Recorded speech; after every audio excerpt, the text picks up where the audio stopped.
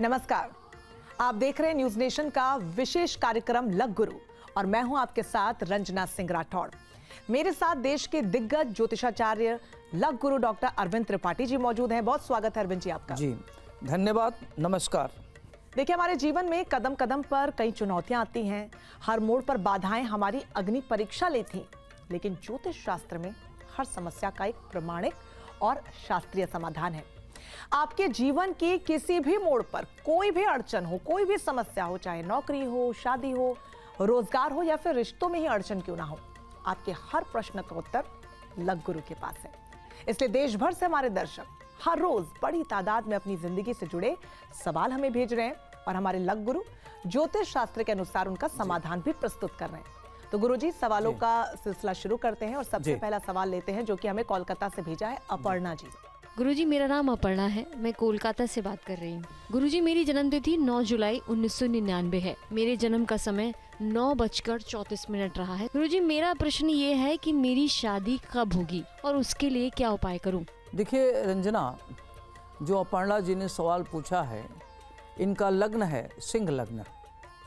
सिंह लग्न में शुक्र बैठा हुआ है, दैत्य गुरु शुक्राचार्य हैं, जो ऐसे लोगों का देखने में सुंदर पर्सनालिटी होती है। ये लोग बड़े गुड लुकिंग, स्मार्ट होते हैं, अच्छी पर्सनालिटी होती है और बड़े महत्वाकांक्षी होते हैं और नेचर से इनको बड़ा लगाव होता है। तीसरे भाव में तुला राशि का मंगल है, जो व्यक्ति को बहुत एनर्जेटिक बनाता है और इस तरह के लोग कुलदीपक होते हैं। कुल को अलंकृत करने में इनकी बड़ी अच्छी भूमिका होती है। छठे भाव में मकर राशि का केतु, हेल्थ को लेकर के ध्यान रखना चाहिए। 9 भाव में मेष राशि का चंद्रमा गुरु, शनि गजकेसरी योग बना रहा है और शनि वहाँ बड़ा भाग्यशाली बनाता है। और 11वें भाव में मिथुन राशि का सूर्य व्यक्ति को धनवान बनाता है। 12वें भाव में कर्क राशि का राहु बुध, ये खर्च को एक्स्ट्रा खर्च कराता है और लोग देश विदेश की यात्रा करते हैं। वर्तमान में जो इनका समय चल रहा है, राहु की महादशा में गुरु का अंतर चल रहा है, जो 1/12/26 तक चलेगा और अक्टूबर 2025 से लेकर के 22 अक्टूबर 2026 के बीच इनके विवाह का योग बन रहा है। और विवाह के लिए इनको क्या करना चाहिए कि भगवान शिव की आराधना करना चाहिए, ओम नमः शिवाय मंत्र का जप करना चाहिए और ख़ास तौर से अगर 21 रविवार का व्रत रहे तो बहुत ही अच्छा रहेगा। ओम घृणी सूर्यान्वेष मंत्र का जप करें और नमक का सेवन नहीं करना है, सूर्यास्त के पहले भोजन करना है और ओम घृणी सूर्यान्वेष मंत्र का जप करना है और इस दिन आपको कम से कम लाल वस्त्र का धारण करना है। वैवाहिक जीवन आपका अच्छा रहेगा, विवाह के लिए समय ठीक है, कुंडली आपकी अच्छी है, तो विवाह, परिवार और आगे आपका फ्यूचर बहुत बढ़िया। शादी के बाद जहाँ जाएंगे उस परिवार का भाग्योदय होगा। गुरुजी, अभी भी आपने विदेश यात्रा का जिक्र किया और कई लोग हैं जो यात्रा को लेकर प्लान कर रहे होंगे, लेकिन जिस तरीके से पिछले दिनों हमारे देश में हादसे हुए या फिर आप देखिए कि सड़क दुर्घटनाएं, रेल दुर्घटनाएं, विमान दुर्घटनाएं होती रहती हैं, ऐसे में जो लोग विदेश जाना चाहते हैं उनके जहन में डर बना हुआ है, तो उसके लिए वो लोग क्या करें? देखिए रंजना, प्रश्न बड़ा जेन्युइन है, क्योंकि जब से ये विमान दुर्घटना हुआ है तब से लोगों के मन में भय है। तो देखिए क्या होता है कि लाइफ सबकी जीवन जो है, पता है कि किसको कितना साल जीना है, मन में भय निकाल देना चाहिए। हर चीज़ डेस्टिनी में तय है कि कब जीवन है, कितना मृत्यु, सब तय है।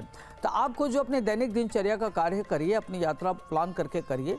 और कई बार लगता है कि जो समय काल परिस्थिति पर डिपेंड करता है, अगर परिस्थिति जन्य चीज़ें नहीं हैं तो अभी यात्रा को अवॉइड करना ठीक रहेगा, बाद में यात्रा करें तो अच्छा रहेगा। जी, तो उम्मीद है कि आपने गुरुजी को ध्यान से सुना होगा। अगर आप विदेश यात्रा का प्लान कर रहे हैं तो इन उपायों के साथ आप आगे बढ़ सकते हैं। गुरुजी, अगला सवाल ले लेंगे, हमें हमारी दर्शक जया जी ने भेजा है। जी गुरुजी, मेरा नाम जया राय है। मेरा जन्म 9 जुलाई 1998 को रात 9:48 पर हुआ है। मैं गोरखपुर, उत्तर प्रदेश की रहने वाली हूँ। गुरुजी, मेरा प्रश्न है, मेरी नौकरी कब लगेगी?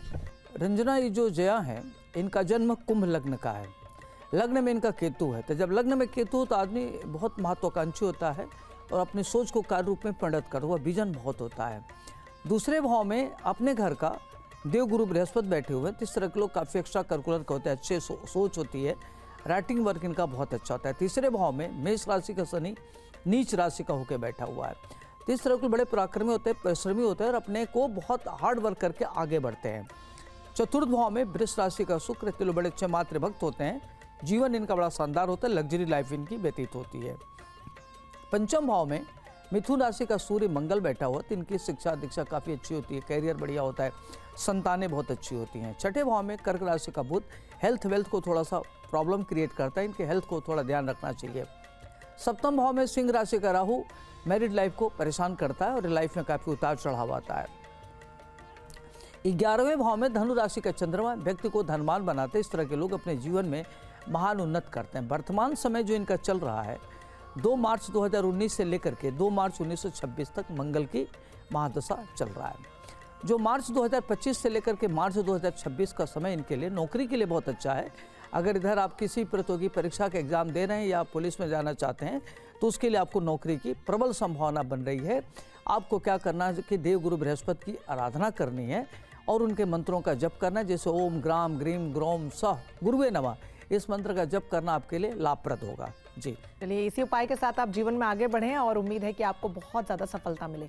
अगला सवाल हमें भेजा है सुष्मिता जी ने। गुरुजी, मेरा नाम सुष्मिता है। मेरी जन्म तिथि 9/7/1998 है और मेरा जन्म का समय 11:48 है रात का, और मेरा जन्म स्थान पोरबंदर गुजरात है। गुरुजी, मेरा प्रश्न ये है कि मुझे नई नौकरी कब मिलेगी और मेरी शादी कब होगी? सुष्मिता, आपका जन्म मीन लग्न का है। आपके लग्न में देवगुरु बृहस्पति बैठे हुए हैं। तो जिनका देवगुरु बृहस्पति लग्न में बैठा हो मीन लग्न, तो लोग देखने में काफ़ी अच्छे होते हैं, काफ़ी वैल्यूज वाले होते हैं और सुंदर सुशील विनम्र होते हैं, महत्वाकांक्षी होते हैं और इनका करियर बड़ा शानदार होता है। और चूंकि लग्न में गुरु बैठ के पंचम को देख रहा है, सातवें को देख रहा है, नवें को देख रहा है, तो पंचम भाव संतान भाव होता है। तो संतानें बहुत अच्छा होती हैं, आदमी उच्च शिक्षा ग्रहण करता है। सप्तम भाव पारिवारिक जीवन को ठीक रखता है। नवम भाव भाग्य को देकर आता है, भाग्य उसका अच्छा होता है।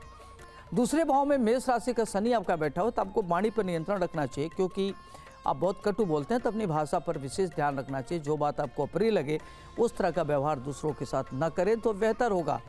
तीसरे भाव में वृष राशि का शुक्र, ये व्यक्ति को बहुत एनर्जेटिक बनाता है, सुख सुविधा से युक्त बनाता है और इनका जीवन शानदार व्यतीत होता है। चौथे भाव में सूर्य मंगल है, तो कुंडली आपकी मांगलिक है, तो परिवार में काफ़ी दिक्कतें आ सकती हैं और माता का सुख मिलेगा। पंचम भाव में कर्क राशि का बुध व्यक्ति को महाधनी बनाता है और हाईली क्वालिफाइड बनाता है। छठे भाव में सिंह राशि का राहु शत्रुहंता योग बनाता है और 10वें भाव में धनु राशि का चंद्रमा व्यक्ति को भाग्यशाली बनाता है। 12वें भाव में कुंभ का केतु व्यक्ति को मोक्ष कराता है। इस तरह के लोग बड़े आध्यात्मिक होते हैं और इनका जीवन शानदार होता है। वर्तमान में आपकी राहु की महादशा में राहु का अंतर चल रहा है, जो मार्च 2025 से लेकर के मार्च 2027 तक चलेगा और राहु आपका छठे भाव में बैठा है। यह कालखंड आपके विवाह के लिए अच्छा है। राहु में बृहस्पति जब आएगा तो आपका विवाह होने की संभावना बन रही है। शिक्षा के क्षेत्र में प्रयास करें, आपको सफलता मिलेगी। चूंकि बृहस्पति आपका लग्न में बैठा हुआ है, मीन लग्न का है, तो आपके लिए बहुत अच्छा है। और प्रतियोगी परीक्षा अगर दे रहे हैं तो आपको सफलता मिलेगी। विवाह के लिए भी समय आपका नवंबर 2025 से नवंबर 26 तक का जो समय है काफ़ी अनुकूल है। सितंबर से लेकर के दिसंबर 25 तक नई नौकरी मिलने का योग बन रहा है। आपको क्या करना है कि गोमेद रत्न धारण करें और काला तिल दान करें, आपके लिए अच्छा रहेगा। जी, उम्मीद है बहुत ध्यान से आपने सुना होगा और जो भी उपाय हमारे लग गुरु बता रहे हैं आप लोग नोट डाउन जरूर कीजिएगा, नहीं तो आप कभी भूल गए तो ये देखिए आपके लिए नुकसान हो सकता है। और अगर आपके पास नोट डाउन होगा तो आप उसके अनुसार नियमित तौर पर कर पाएंगे और आगे जीवन में खुश रह पाएंगे, सफलता आपको मिल पाएगी। गुरुजी, हमें अगला सवाल देहरादून से आया है जो कि सुमन जी ने लिखा है। हेलो सर, मेरा डेट ऑफ बर्थ है 9 मई 1991, जन्म स्थान है देहरादून और टाइमिंग है 2:45 PM दिन का। दिन था थर्सडे। मुझे जानना है मेरा मतलब घर में कब तक ले पाऊंगी, थोड़ा मुझे आइडिया लग जाता। देखिए सुमन, आपका जो जन्म है कन्या लग्न का है, लग्नेश आपका बुध है और आपके चतुर्थ भाव में धनु राशि का राहु बैठा हुआ है। पंचम भाव में मकर राशि का शनि अपने घर का होकर बैठा है। इस तरह के लोग टेक्निकल एजुकेशन में जाते हैं, हाईली क्वालिफाइड होते हैं, उनकी संतानें बहुत अच्छी होती हैं। और छठे भाव में कुंभ राशि का चंद्रमा आपका बैठा हुआ है और सातवें भाव में आपका मीन राशि का बुध है। अष्टम भाव में मेष राशि का सूर्य उच्च का होकर के बैठा है। दसम भाव में मिथुन राशि का मंगल शुक्र केतु बैठा है। ये बहुत अच्छा मानते हैं। दसम भाव में मंगल शुक्र केतु हो तो व्यक्ति को राजयोग होता है। 11वें भाव में आपका उच्च का गुरु बैठा हुआ है, जो गुरु की पंचम भाव पर दृष्टि है और 9वीं दृष्टि सप्तम भाव पर है। तो इस तरह के लोग बड़े भाग्यशाली होते हैं, जीवन इनका बड़ा शानदार होता है। वर्तमान समय में आपकी बुध की महादशा में बुध का अंतर चल रहा है, जो 3 सितंबर 26 तक चलेगा और पुनः आपका 24 सितंबर 26 के मध्य और 25 के बीच में लेकर के देखा जाता है। कालखंड आपके लिए बहुत अच्छा है। यह समय आपके लिए राजयोग का है, इसमें आप घर बनवा सकते हैं।